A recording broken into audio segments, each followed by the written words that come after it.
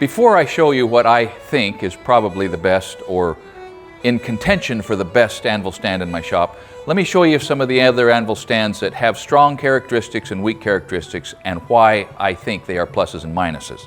The first of those is this Fabricated anvil stand with this 190-pound hay button on it. It's fabricated, so it went together pretty quick.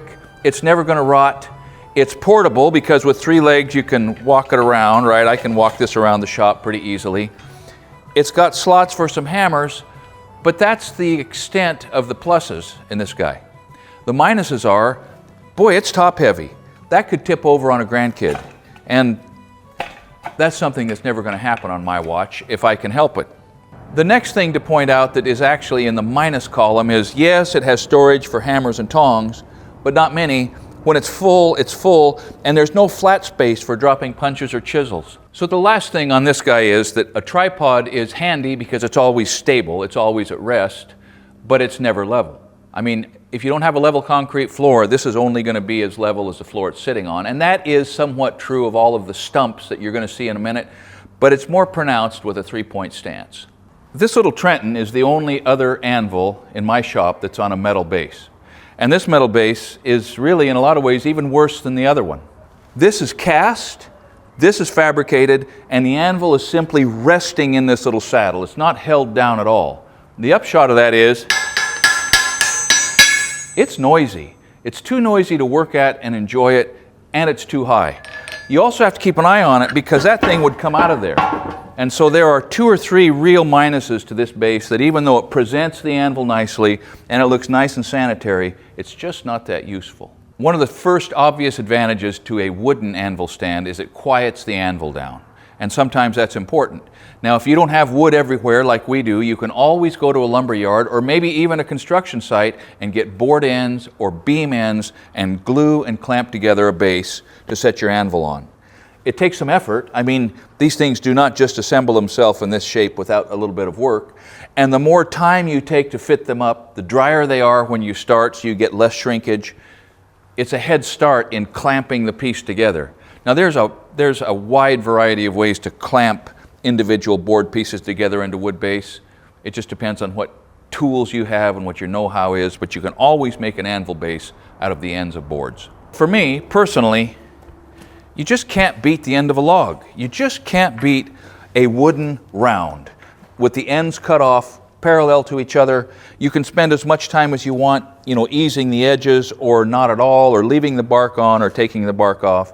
You have to be prepared for the fact that the bugs are going to eat it, but I mean, bugs got to eat too, right? But the advantages of a wooden round, I'll call it a stump. It's not a stump, but let's call it a stump, are, as we already demonstrated, it's quieter.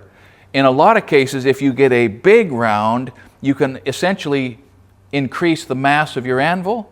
Now that's not the case here, and so that actually illustrates the fact that this wooden round is barely serviceable because it's barely big enough. You see that?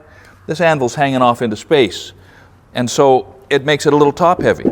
I mean, it's got the same problem as that fabricated stand, sort of. A smaller anvil would sit on here beautifully. It's easy to attach to a stump because you're not worrying about splitting or bolting in between board ends. There's a lot to recommend it. But in many cases, particularly on one that just is marginally big enough, you don't have as much work area or area for storing your tools as I consider ideal. So this anvil is not fastened to this stump yet. It will be.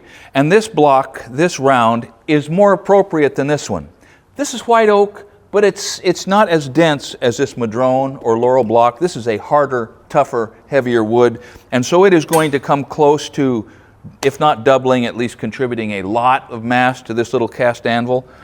If you hold it down onto the wood perfectly, what I mean by perfectly is, if the anvil is always under tension down onto your wood block, then you don't lose any vibration, or not much, between the anvil and the base, which means you don't give up any hammer energy with movement in your base, in your anvil. The base becomes part of the anvil, contributes to the mass, contributes to the resistance to impact. It can amplify the suitability of an anvil that otherwise would be, maybe just a little too small, by really tying it down to a big, heavy block of wood. This is what I'm talking about. This anvil is shimmed up to get it to the right working height for one of my daughter-in-laws. It's still close to the ground, and everything is acceptable, except there's going to be a little energy lost in the vibration and the movement that happens between the anvil and the shim, and between the shim and the block. Now, one other thing that I can point out is that this is another way to put hammer loops on an anvil base, just by bending some staples, drilling some holes, and driving the loops into the base. Let me show you the other stands in the shop, which are big, they are heavy, and in my opinion, approach perfection. When this anvil was given to me 15 years ago, I instantly knew that it had to be mounted correctly. And I spent weeks reading and studying and talking to the people who I met, primarily Cy Swan. I just met him, about how should I mount this thing. And then I came across a picture in an old book, Practical Blacksmithing by Richardson, with a picture in there of a mount very similar to this, which has made this connection between this anvil and this base the best in the shop. These pieces of all thread run diagonally through the stump itself and kept tight mate permanently in an indestructible fashion this already heavy anvil to this already pretty darn heavy base. It's under tension all the time. It's going nowhere, and there is no energy lost in the transference between the bottom of the anvil and the top of the stump. Not that you could make a 448-pound anvil shiver anyway, but it just makes it so integral that I think it sort of sets this apart from all the other anvil setups in the shop, just because of the strength of the connection. Now, having said all that, this was part of the design also, and we'll talk about that later.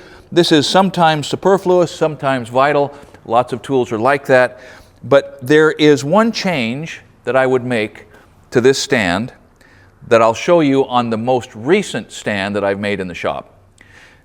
In general, however, I've got to say, if I was going to build this today, I might do it exactly the same way.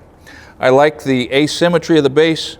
I like the flat spot on this side. I like the flat spot on this side. I like the fact that it's just a permanent connection. So probably this would be the system that I would use from now on, with the caveat that I made it a little better on a Fisher anvil that I got into the shop about 2 months ago. So this 200-pound Fisher anvil came from my friend Ken Jordan. It came on the stump. And one of the things that I spotted right away, once I realized that I was going to have to rework part of the way he had it laid out, was that the Fisher comes with a bolt hole cast into each side of the sweep of the base already. That enabled me to stop thinking about how to hold the anvil down and spend a lot more time and creativity on how do I want this base to function once the anvil is attached.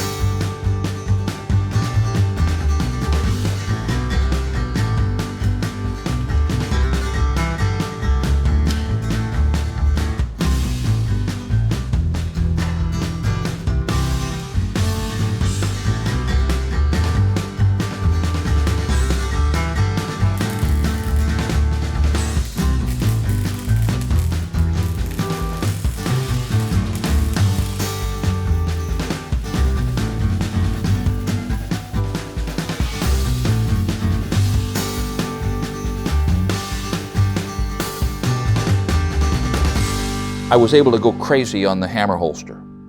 On this set of spaces for holding hammers and tongs, I was able to maximize the storage and change the characteristics of the table from just something where you can drop a tool and then have to bend over and pick it up off the ground, to a spot where you can drop a tool or a punch, or for that matter, the nut off a bolt. You can set rivets on here and not have them end up on your shop floor because I raised up the hammer holster to create an edge to the storage space that is on the off side of the anvil. Ken had already figured out that by clipping off the edge of the wooden block on the working side of the anvil, the near edge, you can get further over the anvil, which is better. I mean, if you can get over the top of your anvil, your hammer blow becomes more efficient. So the anvil is slightly off center at the top, maximizing the storage space on the offside. The ring of the hammer loops is raised up to facilitate maximum storage. The base is nearly as heavy as the anvil. Now, not quite, but it's heavy, and it really contributes to the serviceability of the anvil as a tool.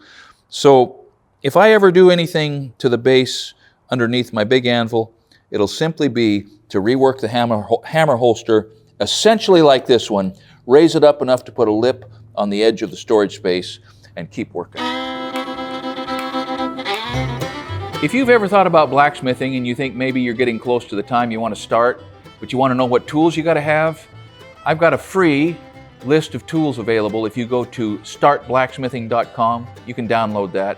We have recommendations on hammers and tongs and sources and anvils and just about, in fact, exactly everything you've got to have to start into this craft. And it's nice to know what you're up against when you're getting ready to start investing in a hobby that you intend to keep for the rest of your life. So thank you for watching. Thank you for your interest in our channel, and keep up the good work.